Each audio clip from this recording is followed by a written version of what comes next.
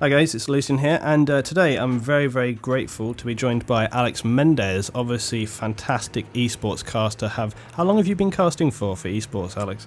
Man, It's a it's not while. even, no, it hasn't been that long, actually. I've been doing it since 2011. Okay, all right. Yeah, so I got like a little lucky break, and I never did any kind of casting before, and then like an offer was extended to me with Yeah. Major League Gaming, and then from there I just went with it. So yeah, I hadn't stopped since.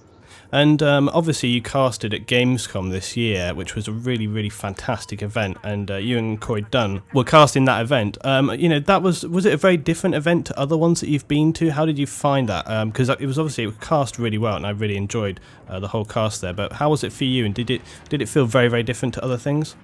Yeah.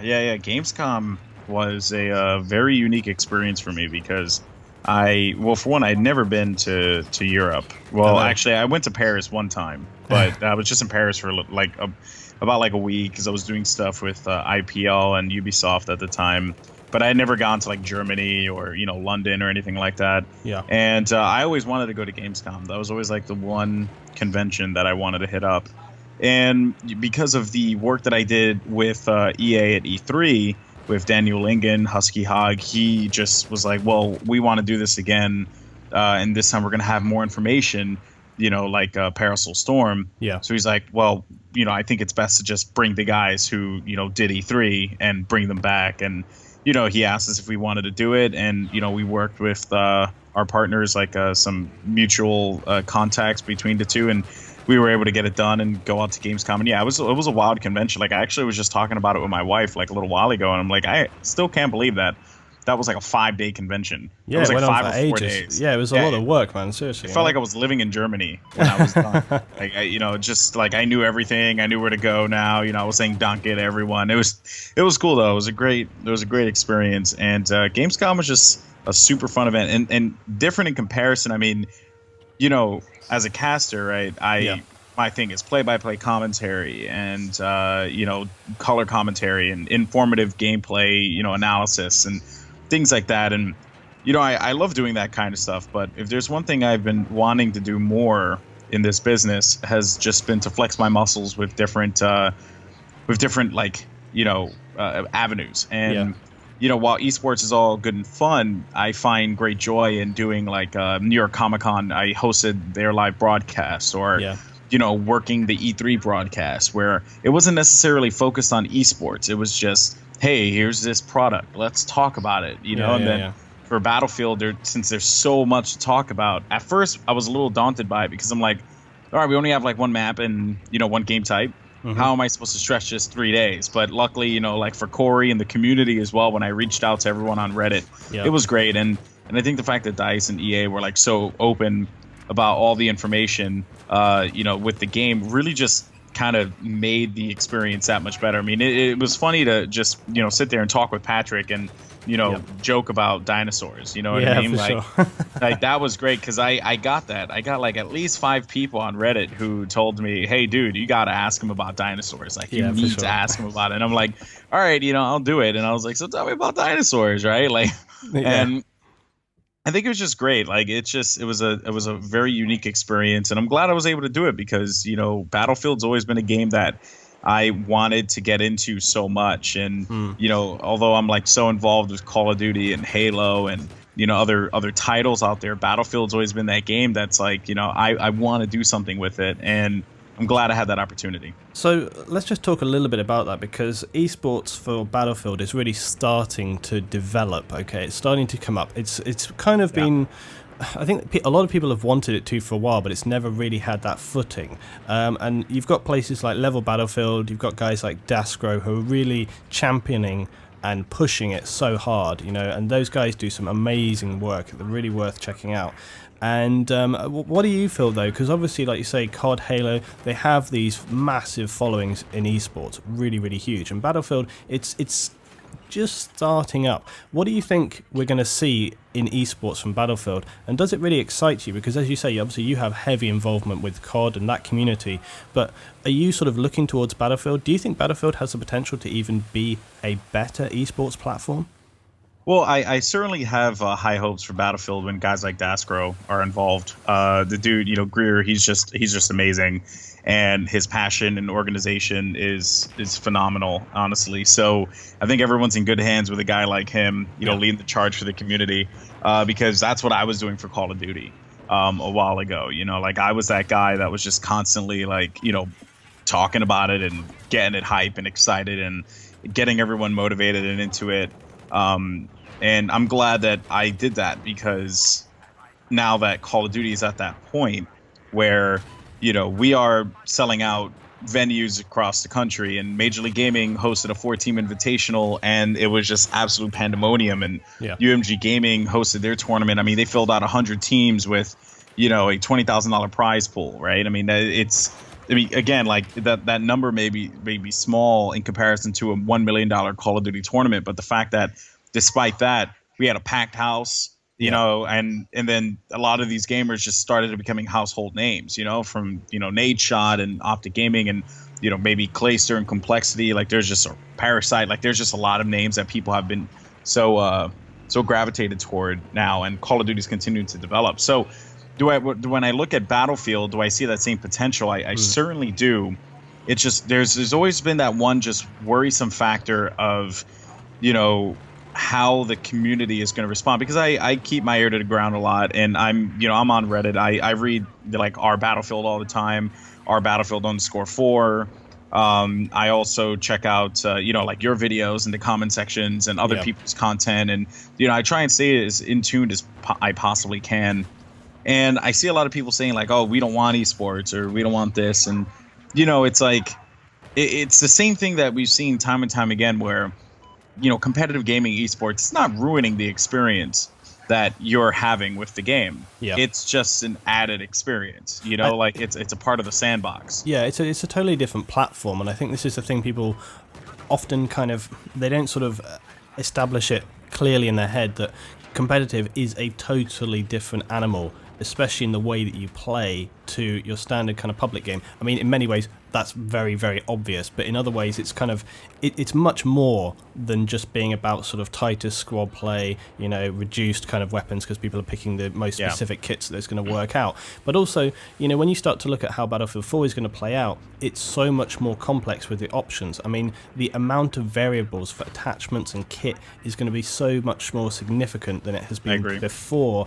That immediately adds like a whole other element in there. So the whole kind of knowledge base around competitive is so much higher. So I think it's just like people need to remember that these two things are very different, and you can have both things. You can still have a really fantastic core game which keeps all of the traditions of Battlefield totally true, but you can have these other things as well. And in Battlefield 3, for example, when they added the close quarters pack in, a lot of people were like, oh, they're doing this just to appeal to the COD market, because it's fast-paced, close quarter action, it's all guns, no vehicles. Okay, that was a really big factor with the close quarters pack. Yeah, I play CQC all the time. Yeah, I love it.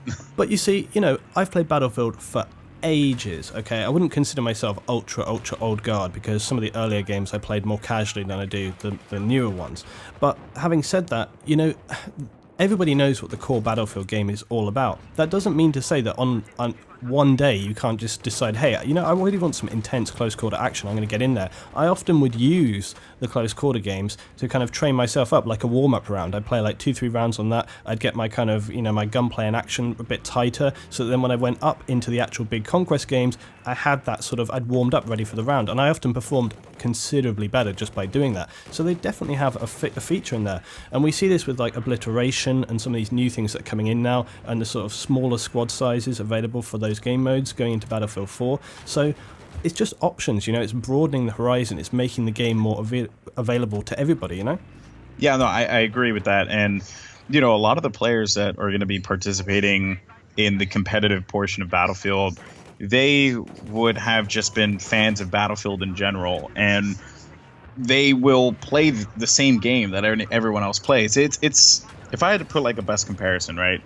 I compare what we're seeing in esports in general with how football, and I'm gonna use football as a reference, American football, I'm gonna use that as a reference. You could just play a pickup game like in the schoolyard, right?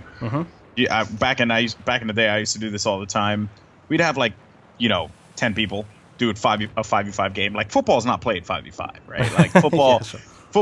it's played with massive player counts. I mean, there you have an entire line, you have receivers, you have running backs, you have your quarterback, all that stuff. You know, so obviously football's not played that way, but casually you could play it, that certain way, right? Yeah, sure. And but then if you want to get serious, if you want to begin to really, like, if let's say I was a quarterback, which I was, and I'm like, well, I want to do this seriously. I then had to take it to that next level, and there's nothing wrong with that, like there's a little bit more organization, there's definitely more rules, and that just comes with it being an organized sport, and that's the thing about esports, right? So everyone thinks that games need to be tailored toward esports, right? So like if a game is being created, it needs to be hardcore, it needs to have these super competitive features, and honestly it really doesn't. A game just needs to be fun, period, because at the end of the day, soccer, football, baseball, basketball, they're fun games. They're just fun games to play, right? Poker and whatever you want to say is a sport. They're just fun games. So game needs to be fun. And there's been a lot of times where I've commentated games that just simply were not fun. A lot of players played it because it was a chore. They weren't having fun with it. They just knew that they were going to have an opportunity to make money with it. And I think that, Battlefield finally going in this direction, it's great. It's about time, right? Another question is how does this work? How does EA and how does DICE, more importantly, view competitive Battlefield? Because but just to cover on that, that's the challenge right now, because there's a lot of people with a lot of differing opinions. A lot of people feel armor should be involved. A lot of people feel there should be no vehicles. A lot of people feel that there should be, one game type, 3 game types, small maps, big maps. And that's something that, but again, that's because of the diversity of the game. And I would compare this more to Halo than I would to COD, because in Halo, you can have that crazy, large, big team battle game, which, I mean, obviously it's not, Battlefield size with 64 players. It's 16 or 24 or something like that, but it's still there. It's meant to be, here's this gigantic battle and you're on a giant map, and how do you bring that down to a smaller scale? And it's the sandbox, and I think people need to remember that. So again, it's going to be very interesting to see where all this goes as far as rulings are concerned, just because of the diversity that Battlefield offers. I think it's going to be really interesting to see specifically about the player count, where we go with that. And I think it can be really difficult sort of just getting, like you say, these kind of larger teams together. It's obviously for many reasons going to be more difficult. There's obviously like logistical issues if you're having LAN events and you need enough, units there to actually play the game. If you're going to have these much larger player counts, if you're going to have a 64 player game, obviously you've got to have 64 PCs or whatever you're going to have. So just having that set up is a bit more of a headache than having a smaller sized event, but on the other hand, I think like Battlefield, the whole deal with it is that it just suits this kind of larger gameplay style. And I know that Level Battlefield, for example, they do regularly hold these kind of 32-64 events as well as the smaller events that they do. And I've hosted, or I've cast rather, some of the helicopter events, a smaller sort of, they were doing like some 5-6 man squad stuff as well. And those kind of events are really, really interesting. They play out very, very differently. And I think Battlefield can definitely handle both. It can handle the small scale and the big scale. But what I would say, I think what people do worry about is that they don't want to see it going just back to that smaller scale. I think because they feel like that is what, it's not the essence of Battlefield. The essence of Battlefield is these kind of larger scale events. And when you think about how those gameplays play out, they are so exciting compared to maybe the smaller team play where you're just maybe locking down lanes and stuff, whereas when you have these larger gameplays, you've got much more opportunity for big flanks, helicopter attacks. There's more tactics, there's more things involved there.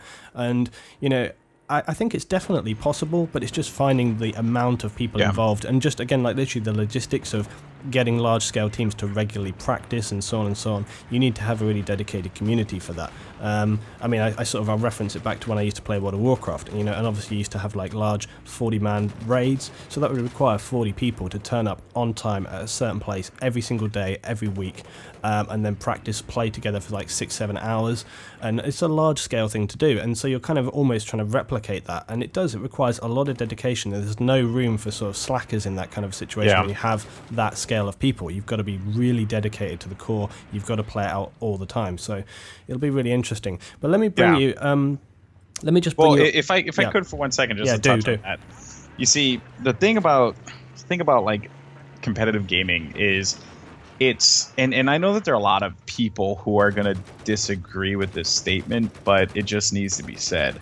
Competitive gaming as a whole, at the end of the day, needs to be watchable for the viewer, right? Or else there's just no reason for it to be a thing, right?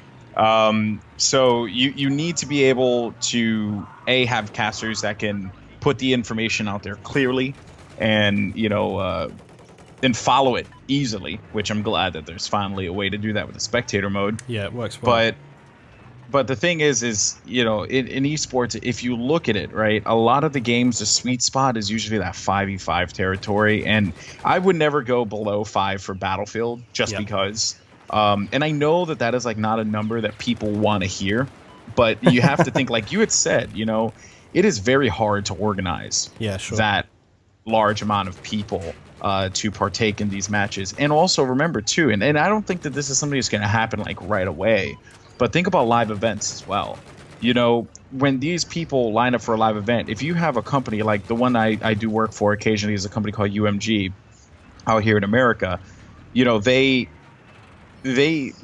have to get this equipment, like they have to get all this equipment, and it makes it that much more difficult for them when the team size is 10 on 10 or, even larger, or maybe 8 on 8. It's still difficult. So that's where the difficulty is going to come from. Because obviously it all boils down to the community. Is the community going to accept it? I don't know if they will. But in my personal opinion, in order for it to just be, followed properly and, exciting, it kind of needs to just be scaled down a little bit. Like, there's no way in hell you could do 32 on 32 or 24 on 24. That's just ridiculous. Like, don't get me wrong, there's a lot to be had there.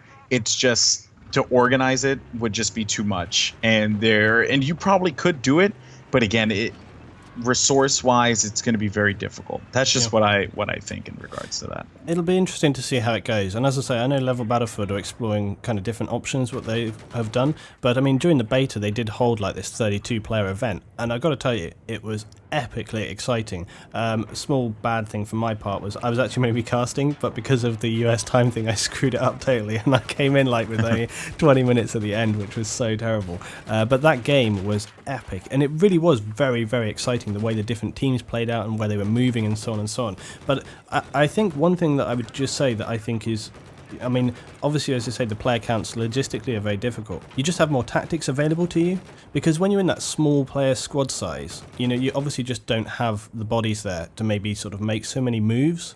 But when you have a larger player amount, you can really sort of spread them out, move them around, and on these larger scale maps as well. That's the other deal, of course. You have these large maps. So actually, I mean, we saw this with Siege of Shanghai. Even though we were playing 64 players, it really didn't feel like it a lot of the time, because people are distributed so much around that map that, again, anybody that played Battlefield 3 on the PC, on the kind of larger maps anyway, would know this, that it just feels very distributed, and it's really still exciting, but it's spread out enough. But I think, like you say as well, and like I said, just the logistics of getting enough people to play. And an interesting aside, I don't know, this is only kind of built on my sort of general observation over the last sort of 4 years or so, but like FPS in general, for a larger scale, for small teams, no problem. You can get a squad of like 4 guys, 6 guys, 10 guys who will be able to kind of regularly play together. They work very well sort of as a team. They can be really tight. But more so than that, when you're trying to get regularly people to play together, it just doesn't happen. I don't know. People just don't seem to have that same kind of commitment that I've seen in sort of other games like MMOs. Yeah, other games where you'll just have this kind of more committed base. So I don't know, that seems to be a stepping stone. It's just finding that player base of people that will be really, really dedicated. And I think that's the issue, is the kind of the sort of the availability to it, to everybody, you know? Because I think that's one of the best things about esports, is that anybody, when you have a smaller team size, can say to their buddies, like, hey, come on, let's get in on this and we'll just do it. And that was the great thing we saw with some of the tournaments that Level Battlefield have had. It has been a mix of these more kind of pro players, but it's had other people come along who are just like, hey, should we go in for this? Yeah, let's go for it, you know? And they get in there. But, you know, if you make it too big, well, it's only going to be big, dedicated clans that can be involved in it. So again, you kind of cut out a lot of people in that way. So again, I think that's maybe, you know, not such a good thing there.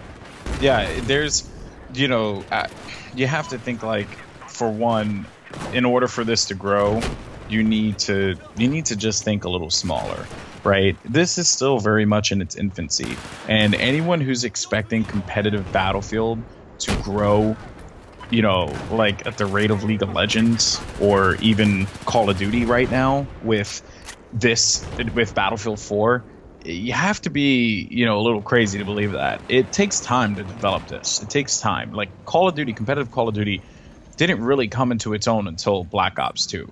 I mean, you had tournaments for COD 4, you had tournaments for NW2 and the other ones, and, you know, everyone all the time was like, oh, you know, this is boring and this sucks, because, you know, I mean, everyone loves to hate Call of Duty. So they would just judge it and judge it and judge it. But then this year, something happened. And what happened was you had $1 million tournament for Call of Duty. They made the game matter that much more, right? It wasn't like, oh, here's like this company that is going to run tournaments for this game, yet the developer has no idea that this is going on. No, it wasn't like that at all. It was the developer is directly involved with this. And EA, they're directly involved with it, right? So like they or DICE, I should say, they're directly involved. They put this spectator client specifically for, you know, esports and even, you know, machinima creators, but I think it was more tailored, I would say, toward the esports, you know, definitely. People. But it doesn't just start there, you know. I mean, or it doesn't stop there, I should say. It has to keep on developing. Yeah. And you're going to see the first couple of tournaments, you know, you'll have maybe a low team count, you know, and low viewership, but you just got to keep on going, keep on going. I mean, I was casting Call of Duty tournaments where only like 1,000 people tuned in, and we thought that was a victory. Yeah. We're like, yeah, we did it. We got 1,000 people. You know, to watch this event. And then the next event we had, you know, 3,000. We were like, oh, wow, this is amazing. And the next one we had 7,000. Like, oh, crap, we're doing this. Yeah. And then out of nowhere, we broke 10K on our first day, and then 25K on Sunday. And this is like a small company with just social media marketing, nothing else in that. But that didn't happen overnight. That took like 2 years for that to develop. Yeah. So, again, this is not something that it's going to happen so quickly, and it's good that way. I'll be real with you. It's very good that way, because you do not want it to get so big that it just loses control of itself. If you look at League of Legends, it slowly developed into what it is right now. You know, like people were playing Defense of the Ancients, you know, they were playing Dota, and then, you know, they kind of moved on, and you had the whole thing between Han and League, and then League started to tear away a little bit because the players just got into it. And why did the players get into it? Because it was a little bit easier for them to understand it. And then as the broadcast started to come about, people were tuning in specifically because they loved League of Legends, and then they started to love the players, and then that, you know, that's when it became the worldwide phenomenon that it is right now. Battlefield needs to do that same thing. I mean, and it is all really just dependent on the community to just keep it going. That's what I'm saying. You know, guys like Gascro, who just I know that man will refuse to ever let competitive Battlefield die. I mean, I've had conversations with him, and he is as passionate as anyone I've ever met in, you know, in COD and Halo, anywhere. Yeah. So, you know, I believe that it just needs to just be a slow development process with the community and the developers. Spectator mode is a great step in the right direction. Let's see where it goes from here, but I think that there is going to be a lot of potential and possibilities, you know. And I think maybe this time next year we'll be talking about how, you know, how can competitive Battlefield grow even more, and, you know, we'll begin to see those numbers, because again, it's an exciting game. Everyone knows Battlefield. I mean, it is a very popular franchise. Yeah. Everyone knows the game. So it's just a matter of time before everyone's saying, man, I checked out that last Battlefield match. That was amazing, you know? And again, it has the potential. It has the potential to do a lot of crazy things, a lot of awesome things, even change the space a little bit. I mean, there could be, I could just be eating my words, and, you know, they could very well go to 10v10 and be the first game to ever do that, you know? It's just a matter of slow development and where the community gravitates over time. Yeah. Okay, we've got a couple of questions on Twitter from people right here for you as well that I posted up yesterday. So from Nick Burrell, he asks you, do you believe it's easier to go from COD competitive or to Battlefield competitive play, or vice versa? So transitioning from one game to the other. Do you think you would feel it was more difficult one way or the other? Or let's face it, if you're kind of very pro player, I feel like probably, you know, if you can kind of refine your skills back a little bit, it's probably not going to be that big of a deal. But what do you feel?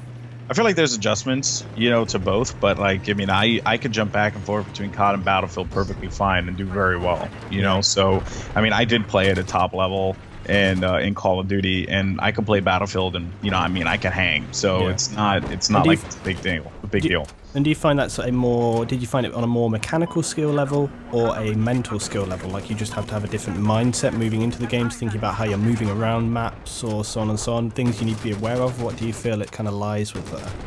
It's a combination. I mean, for what, if fundamentals without a doubt plays, you know, a big role in it, honestly, because, you know, I mean, if you're not good at FPS games, I mean, you're not good. Yeah, for sure. There's just no ifs, ands, or buts about it.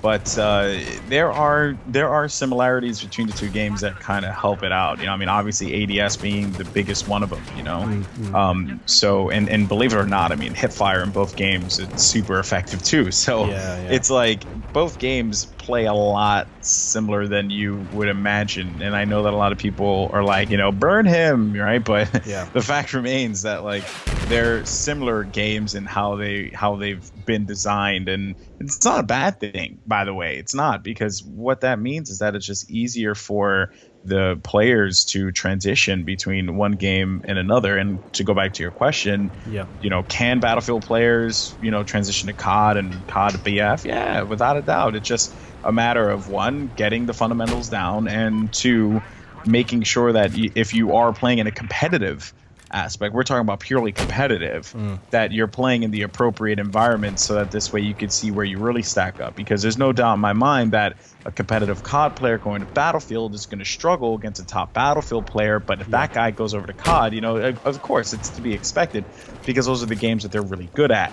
But again, there's just a little, you know, like there'll just be some minor adjustments, and I could definitely see the players, you know, being on equal ground. Will it happen immediately? No.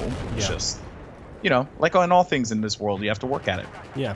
Okay, and linked to that question from the same guy, he's asking you also, how you obviously have a bit of a pulse on the COD community. How do you feel they're reacting to Battlefield 4 this year? Obviously we had Battlefield 3, and no doubt some people made a bit of a move there, but with Battlefield 4, and I think Battlefield 4 players sometimes fear the COD community, because it is a fairly different community in some ways, and I guess people are, I think it's part and parcel of the whole, you know, having smaller player counts available in the game. People have this terrifying fear that the game is turning into Call of Duty, even though they're very, very, very different games. But yeah, how much have you seen people within COD talking about Battlefield? I mean, obviously we see EA in their promotions bringing a lot of Call of Duty large-scale, you know, YouTubers and stuff coming in to promote the game. That makes a lot of sense from the marketing point of view, because obviously they want to appeal to different audiences to sort of broaden the horizon of the game itself. But yeah, what have you sort of seen and felt in those communities?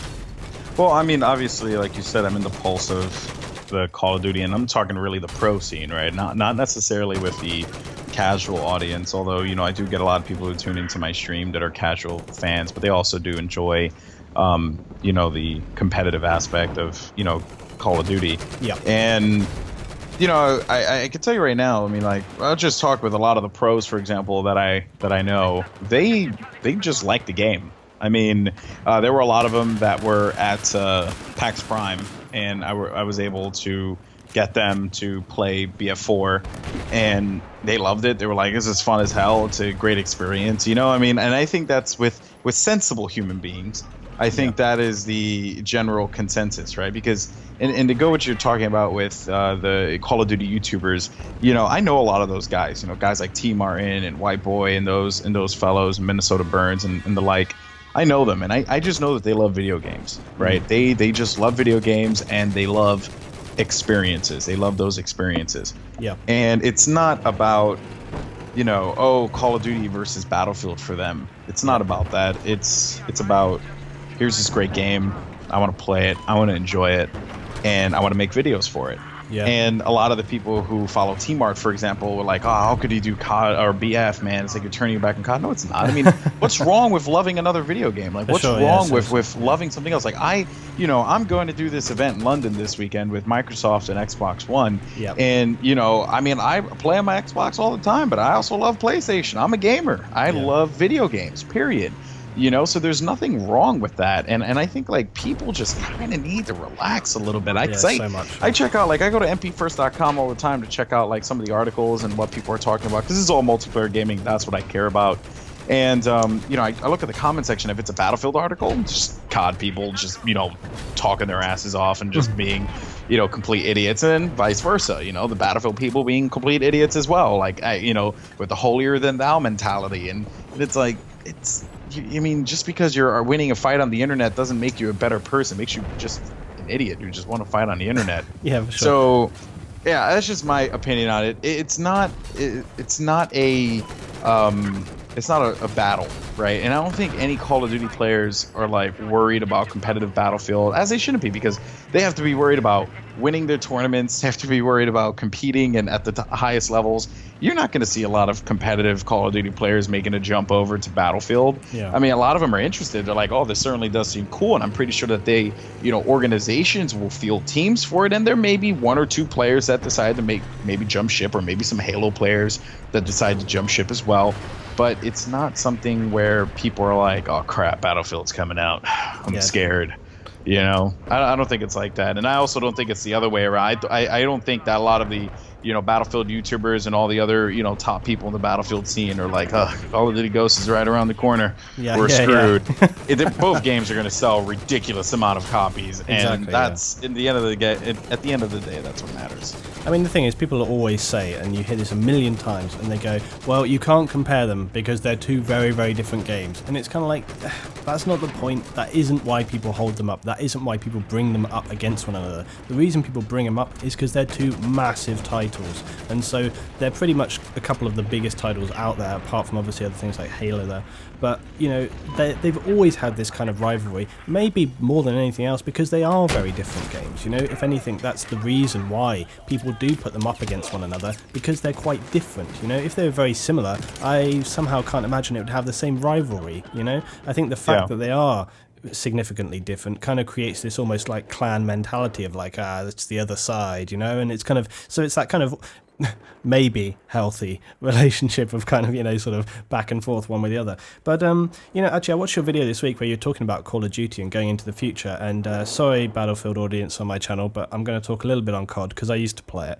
And no, I'll ask you this, okay, because I used to play COD a lot, tons and tons. It was the only game I played. I played COD 4, played COD World at War, played Modern Warfare 2, played Black Ops, and going between Black Ops and Black Ops 2, for me, I kind of felt like it lost its way, and I had some really bad issues with sort of Treyarch and the fact that they let people down a lot. I felt with the kind of a lot of the kind of technical side of things, the server side of things, and I felt extremely frustrated by that. I felt like they kind of didn't listen, or they sort of didn't seem to care, whereas DICE do listen and they do seem to react more. But put a pin in that as well, because I feel like those kind of issues, it just depends on different people's experiences.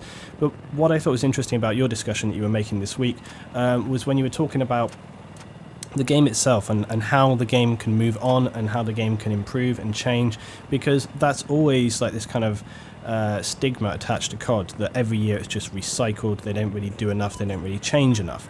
Now, I had thought a little around this, and I talked a little about this as well. In your video, you were sort of suggesting that they can continue to make the game almost more complex, and they can add new stuff all the time, and that's not an issue because people find the way sort of in the new game as such.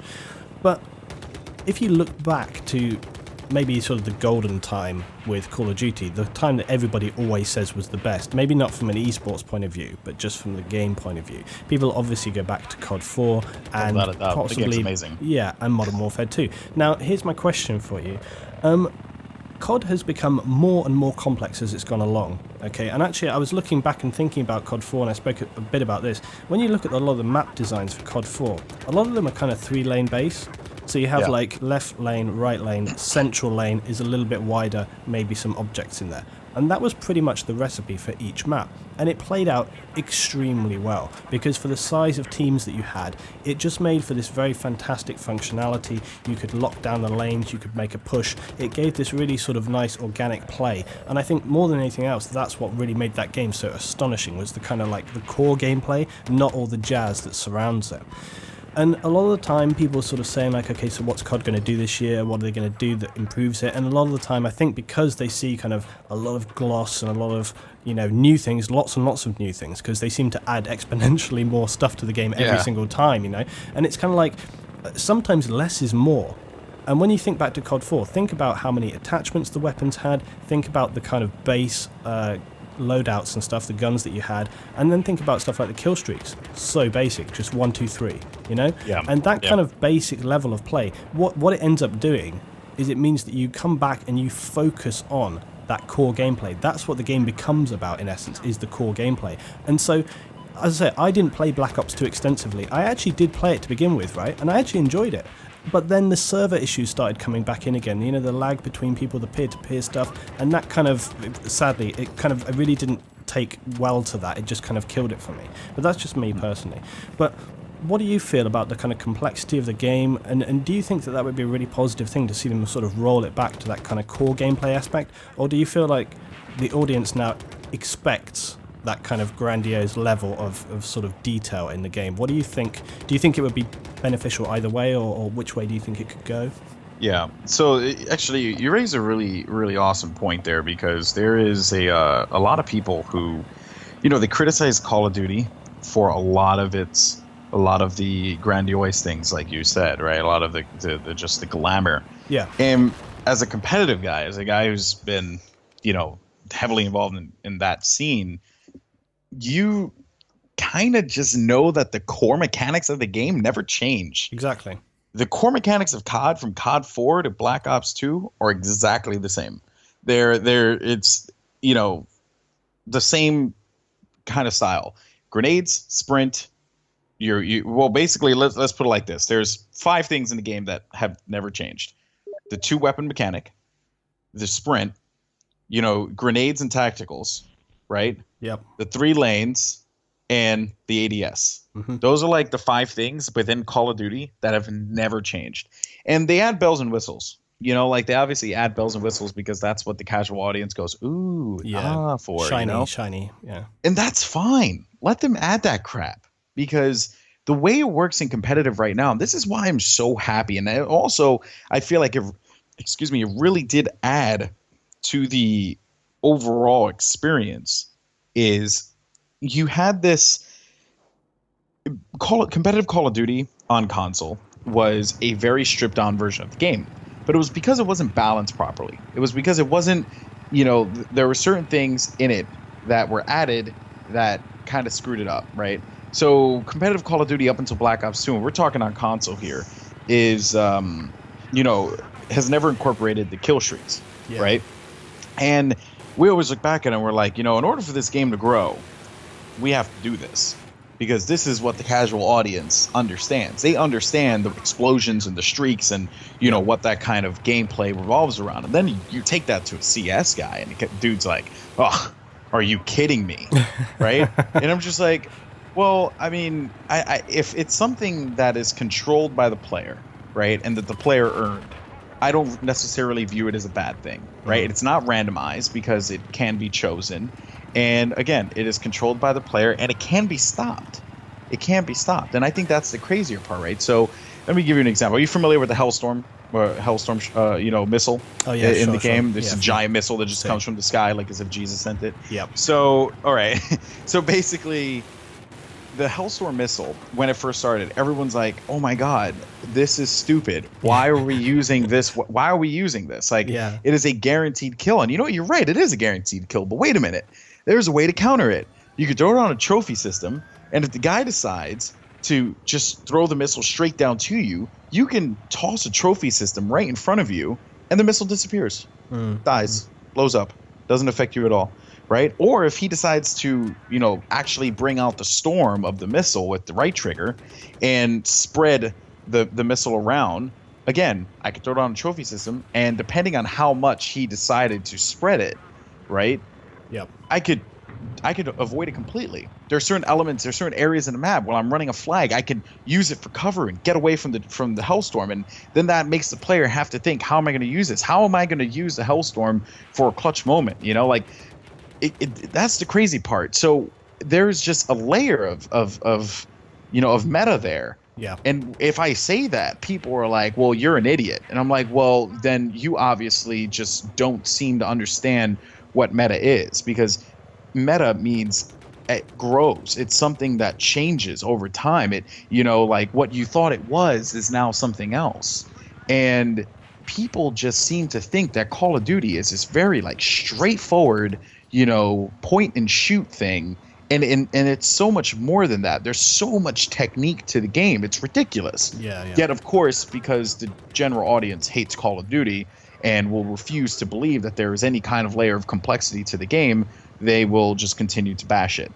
And that's the thing that I felt like separated Black Ops 2 amongst all the other games this year. While, yes, it is great to have the core mechanics, and if the core mechanics aren't touched, then I'm okay, right? But then you have to have layers that make it exciting, I'm trying to think.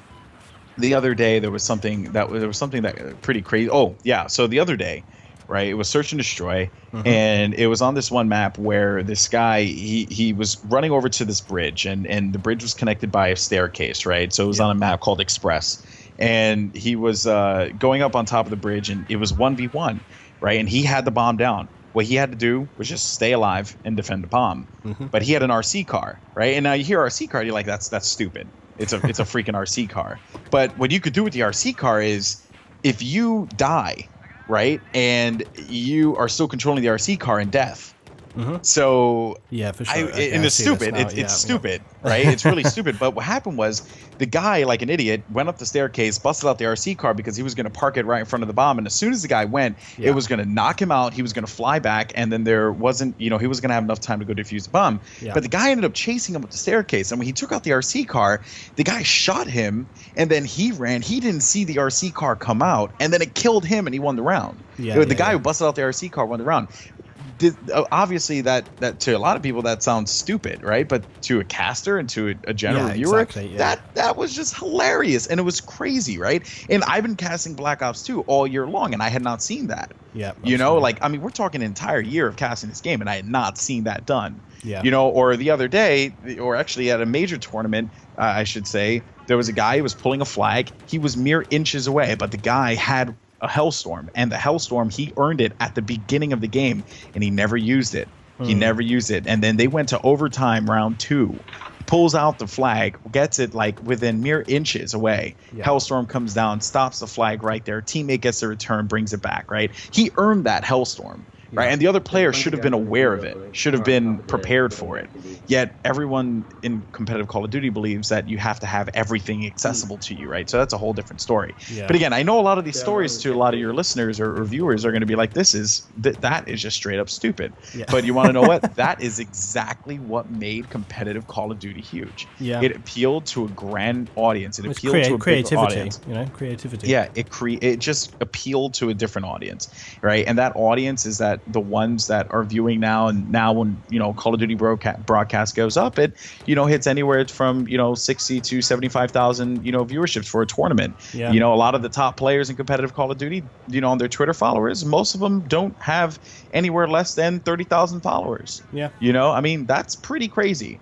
The marketing value that competitive Call of Duty now has in comparison to League of Legends and all that stuff. And a lot of that came from content development as well, and just streaming and whatnot. So just to go back and end this I guess, tirade of, like about is it better to have a simpler game? Yes, Yes. it is great to have a game that maintains the core mechanics. But one thing that made Black Ops 2 great was that it kind of just took it to a whole different level. And we've been stripping the game down before because it wasn't balanced. But Treyarch actually went out there and balanced it out. They had the intention that people were going to use a Hellstorm, a Lightning Strike, and a Sentry Gun. Yeah. And then we were like, well, the Sentry Gun kind of slows down CTF a lot. Let's see what we could do. And then the Sentry Gun got banned, and now they're using War Machines, and that adds a whole different element to the game. And again, there's a lot of complexities there. Yeah. And that's what I want to see happen. Not, obviously score streaks and stuff like that for Battlefield, but that's the thing that I want to see, those complexities, those layers for Battlefield. And I think the game has it at its core. Now it's just, let's find ways to bring it out there, because that's what the viewers are going to appeal to. Yeah, and I'm kind of interested as well, now that we're sort of on COD. We'll finish up with a couple of Battlefield things, but with COD, now I controversially said last week, I said that COD was dead to me, okay? So don't be too shocked. Because, because for me, like I explained, I just had a lot of bad experience with the game. And then also, I think a lot of people feel, especially within the Battlefield community, feel that Battlefield's going from strength to strength. And I think a lot of people, as we were just talking a minute ago, feel that COD is kind of in many ways recycling issues. The core mechanics stay the same, but nothing really innovates there. But as I say, for me, I used to play COD. I used to love the hell out of it, and you're obviously so passionate about COD. Now, people talk about COD players, how interested are they in Battlefield? Well, what would you say to me as a Battlefield player who has experience in the past with COD, and I've really been very disillusioned with it? What would you say to me to kind of bring me back on board? What would you say, come in with COD Ghosts? I haven't even considered picking it up, but convince me. I'm not much of a salesman, you know what I mean? So, I used to be, but, the thing is, if it's not someone's cup of tea, it's not someone's cup of tea, period. And it's not a bad thing, and it's okay, if you want to go out there and bash the crap out of not you personally, but other people, if they want to go out there, they could do it. It's not a big deal, because you love what you love, and it's a wonderful thing, right? Not everyone has to love everything, right? Yep. I have a respect for things like, for example, I don't like StarCraft. I'm very honest about it. Yep. I had an opportunity to work for Blizzard back when I was with IPL. And truth be told, I wasn't really looking forward to it, and I'm glad that nothing really developed from that. Because were you worried they'd sell your soul, maybe? Or well, no, it was just I was just not into it. You know what I mean? But then I casted StarCraft briefly at WCG. I had a guest caster with me. He knew what he was talking about. I was just kind of like the host and just being that tell me more kind of thing, right? And then I appreciated it. But I've always appreciated the complexity of StarCraft. I always appreciated just how layered the game is. Yeah. But of course, am I going to go out there and say, well, I got to go out and buy this game? Or no, I own StarCraft, but I'm not going to run and buy Heart of the Swarm or start playing StarCraft. It's just not something that appeals to me as a gamer. So if Call of Duty doesn't appeal to you, there's nothing wrong with that. I think, though, in the argument of talking about why I'm excited about Ghosts, it's because, truth be told, I'm not even all that excited for the game. I'm just excited for eSports. I'm excited for the competitive aspect of it. We've grown so much in this year that to really have this opportunity to just skyrocket even more, it's so awesome, right? And that's what I love. I love competitive gaming. I will always love competitive gaming. So for me, it's not even about hey, this game is, amazing, and, that you should buy it for this reason. If you want to buy it, buy it. If you don't want to buy it, don't. Are there things in there that are going to be oh, this is awesome? Let's be honest, Levolution is freaking awesome. And, when you compare that to the destructible environments in Call of Duty, I'm not buying the game because of that. And again, not the knock on Call of Duty, because again, I'll play the crap out of the game, but I'm enjoying it for different reasons. Again, this goes back to the sandbox, right? I think Bungie said it the best with, back with Halo 3. They said it's a sandbox shooter. Here it is. Here's this world. Go ahead and do whatever the hell you want with it. You want to create tournaments within small scale events? Fine. You want to make a stupid game called Griffball? Go ahead. You want to play big team battle? Great. Yeah. You want to do machinimas? Phenomenal, right? It's a sandbox. It's a world. Just because a game is, releasing doesn't mean that, I'm enjoying it for the same reason that my brother, who is a very casual gamer, enjoys it for. My brother likes Call of Duty because he just likes to use shotguns and shoot people with it. That's just what he does, right? But I enjoy the intricacies of anchoring and the complexities of pulling a flag and getting the cutoffs and I enjoy that aspect of it. But yet I can also enjoy the shotgun too. Like just going out there and rampaging like a madman, because I'll do the same thing in Battlefield because I love that stuff. So yeah, I don't know. I will never be like, you should buy COD because of this. No, I mean, I'm not a spokesperson for the game. But I would like to say that I'm a representative of esports as a whole. And, like many other people. And, if you don't care about the game, that's fine.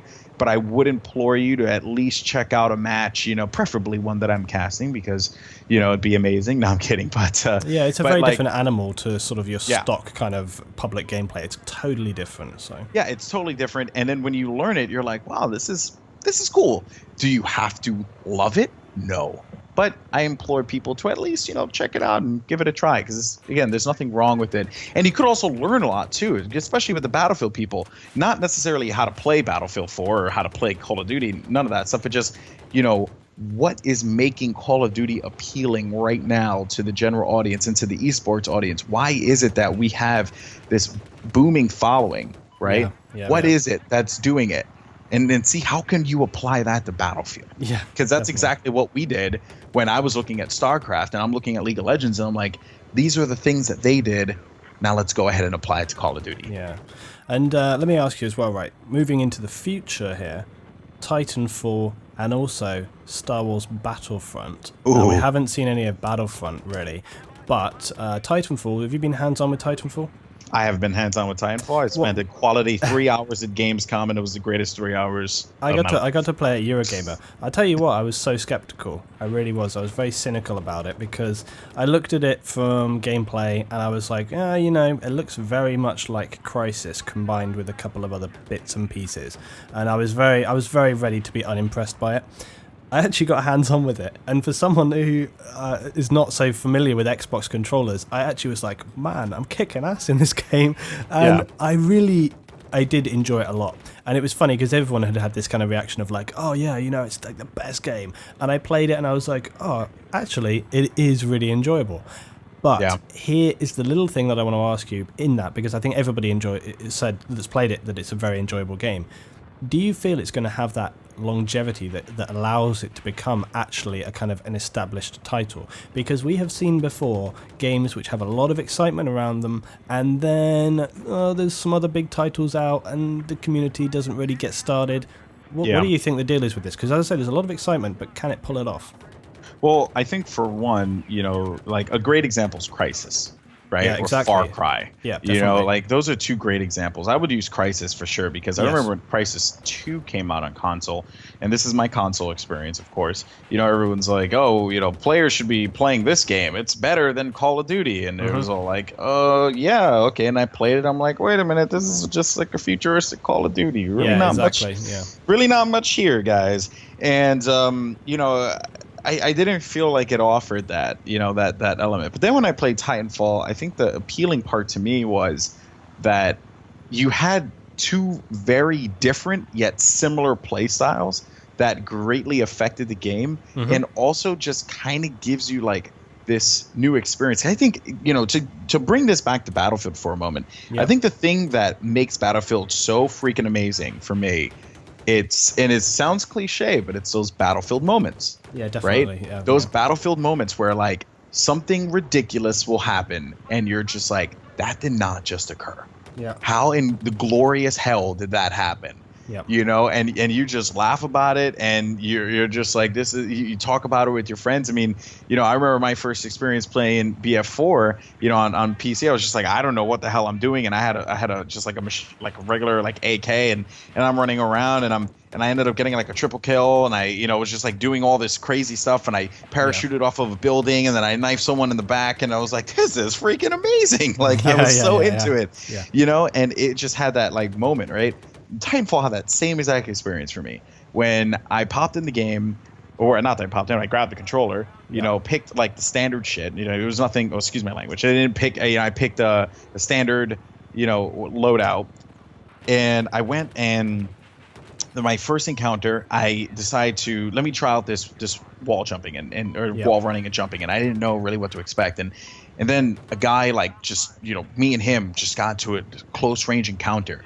Yeah. And it was just like so sick the way that we were maneuvering, and I was trying to outsmart him, and you know, it's a guy in a room and he's like telling me, I'm gonna kill you, I'm gonna get you, right? Yeah. And to just know that I was able to apply old school Halo tactics of ninjaing someone, where like I would jump behind them and pretty much just like, you know, assassinate them, and I did that, but I did that using, you know, the mechanics of the game.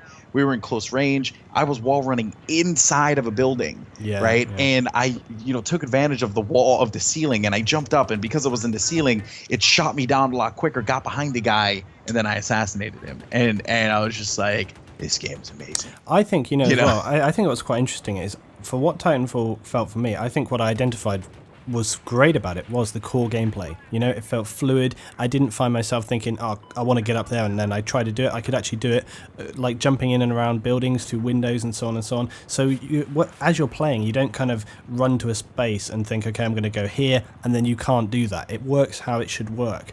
And I think the kind of fluidity and the speed at which you can kind of move around really, really works so well. And I think that is what so many games, what they try to do and fail, because they're thinking as well about the kind of marketing saleability of the whole title. So they have to think of like, okay, all the kind of, like you say, bells and whistles, is the kind of gloss there as well. Yeah. But they sometimes maybe don't get the core right. And it's kind of like, if you don't have a good foundation, it's going to fall down. You know. So I can give you a great example. I can give you a great example. Halo 4. Right. I mean, I love the 343 team. I've worked with them. I think it's, you know, I actually enjoy, you know, Halo in general. But I will tell you this much: the core mechanics of Halo 4, in comparison to Halo Reach, even, or more importantly, Halo 3, just so different. Right. Yep. You know, you have integrated sprint, and you know, they kind of brought the bloom back, but it wasn't nearly as aggressive, and you know, the maps were designed with sprint in mind, and you know, I mean, the greater portion of the Halo community didn't really like that. You know, there's a holy trinity in Halo. It's your gun, it's your melee, and it's your grenade, right? Those are that's the holy trinity, as it's been called, you know, numerous times amongst a lot of the top players. But then in Halo 4, the holy trinity then became a box, because they added sprint, became a square. And it just didn't flow properly, because everything had a counter for everything else. And sprint was like that easy getaway mechanic, right? That was incorporated into the game. And because of the way Halo plays, if, you know, I get into a 1v1 gun battle with you and I know that I'm losing, because my wife plays Halo all the time, and she hates people who sprint. I mean, she hates it. She just curses them out, like, you know, she damns their name. And again, it just changed the mechanics, right? If I got into this encounter and I got the upper hand, you know, and I played my cards right, I should have won this encounter. I shouldn't have had this easy getaway, right? So the core mechanics of the game changed. And in Titanfall, you had mentioned about that core. Again, it's super important to have it. And you have to remember too, Respawn, I mean, those are the guys who created COD 4 and MW2. Yeah, exactly. You know, like, I think this is the point, is that kind of, you know, I came into the game and I was kind of like, I was expecting it to be kind of clunky maybe, and it just kind of had the style of other games. But because that core was so strong, as soon as I picked up the controller and as soon as I got into the game, I was playing it. You know, I'm an experienced player. I've played for years and years and years. So I didn't have to spend any time with the game, because I only got to play like 2 rounds of the game. And it was like, that's all I needed. I could feel the game straight away in there, and I was just in the mix straight away, you know, so. Exactly. And I think that's what's super important. It's, you know, to be able to pick up and play. That's why, you know, I feel games like Call of Duty, games like Battlefield, and, you know, now even, Titanfall, they're just easy to play. People understand it. They get it. But then it's all about the layers. And if you have those layers, that's when the game begins to shine in different levels. And, you know, I get asked all the time, is Titanfall the COD killer, or is BF4 the COD killer? There is no COD killer. Let's just face it. What kill Call of Duty is Call of Duty. What will kill Battlefield is Battlefield, and so on and so forth. No one game will kill another game, just like the way no console will kill the PC or vice versa, because there will always be a market for the people who enjoy consoles, like myself. For the people who enjoy PCs, there would be a market for those individuals as well. And I think that what a lot of people just seem to, they always want to gravitate toward this idea that, something is greater than the other, and that's just not the case. It's you love the experiences that you play, and just relish in those opportunities, right? Because at the end of the day, that's what we play games for. We play it because we simply just love the experiences. And I think, when I hear people ask me all the time, like, can this game, eliminate this one? It's just, I don't know. It's just not going to happen. Period. Yeah. Now, obviously, I do know that we are at this changing point, where there's just so much going on in gaming, and there's just so many things that people love and enjoy, right? And there's so much out there that diversity is perfectly fine. You're going to have your market that is still going to play COD, and I think Call of Duty is going to continue to go strong for a couple more years until Activision decides to pull the plug. And I think that, again, like Battlefield is going to be the same thing, and Titanfall, and just to kind of bring everything full circle back to that question you asked me, can Titanfall be a franchise that would stand the test of time? I certainly think it can be. I think you look at Titanfall, you look at Destiny, you even look at Star Wars Battlefront, right? I mean, Star Wars Battlefront.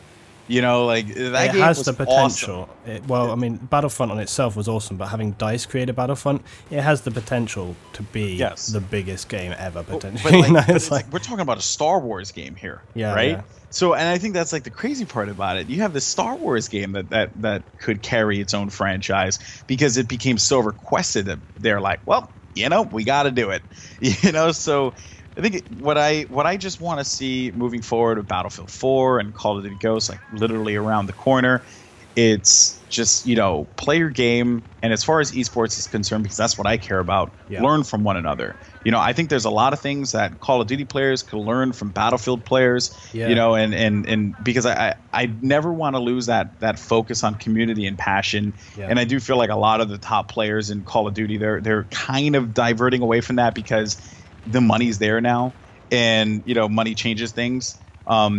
And I think that passion to still play because you love the game still needs to be there. And then on the other side of Battlefield, as it develops its esports support, kind of just needs to look at a game like Call of Duty, which is like the closest resemblance to it, and see, all right, how did this game do this? How do we make this look and feel awesome? And I think the first step of this is going to be this Battlefield 4 Showdown London. Is it going to be like a super esports event? No, it's not. It's meant to be just a showcase. But I'll tell you this much. As a guy who commentated the Halo 4 Global Championships and hearing the rumors on the numbers there, I can tell you right now that a lot of eyes are going to be on this Battlefield 4 Showdown.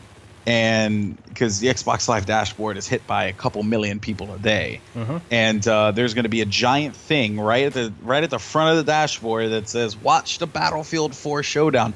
And when those people tune into that, they're going to be like, "Oh, this is cool. I wonder where I can get more." And they're probably going to find out about guys like Dasgro who are competing at the event and captaining the team. And they're probably going to end up finding a little bit of his content and your content and other people's, like Level BF and all that stuff. Yeah. And then the snowball effect happens. Yep. And at the end of the day, that's what needs to happen. Yeah. Just look at what other communities are doing and see how you can make it work for Battlefield. I have full faith in this community. I think that they're amazing people who are truly just intelligent. I mean, intelligent people to talk to. Especially on Reddit. I love those guys. They're all awesome. And I'm hoping for the best, but I believe good things to come for Battlefield. Yeah, it's an exciting time, and I think we're on the cusp of a new beginning for a lot of the games there. But Battlefield, especially, I think is taking a big step forward. But Alex, thank you for joining me today. It's been hugely enjoyable. No, thank you, man. I mean, it's obviously I enjoy your content. I love it. And like for me, it's always just checking out new and exciting things. And I just love what all these Battlefield YouTubers do because I feel like they all just have so much diverse personality. So it's really cool. Thanks for joining me today, dude, very much. And guys, I'll put the link below for Alex's channel. Go check that out as well. He has a lot of great content. Much more stuff came up this week. Battlefield 4 is on the way. Thanks for joining me, guys. I'll see you next time.